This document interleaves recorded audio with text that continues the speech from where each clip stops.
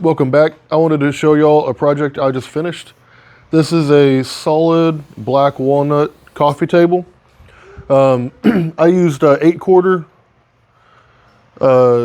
rough stock on the top, and I milled it all down, so it's just about 1.5 inches thick. And then I like this kind of trapezoid type shape that I used a router to make, and so I translated that to the legs. So if you can see on the side, the legs actually taper in at a slight trapezoid shape.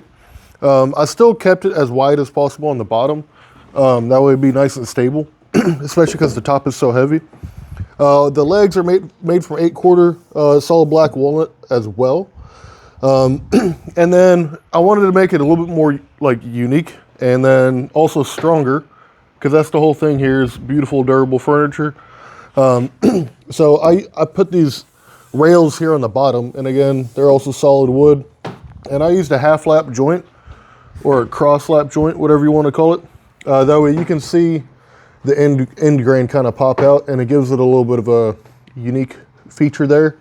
The legs are removable, but it would be kind of weird to remove them. I just made it as an option. And then to finish this one, usually I like to use armor seal, and I've got a video coming out about finishing soon. So if y'all want to see a video about finishing or even how to make this, make sure to subscribe, because we're gonna have more that coming out.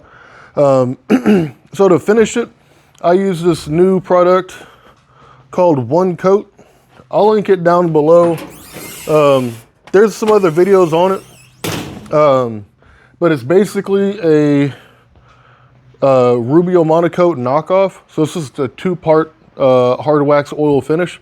It works exactly like Rubio Monocoat, but it's about half the price. I did a quick little test on it after it cured, and water will beat up on it. So it's reasonably durable, but it's really, really easy to apply. And I think the finish came out looking really nice.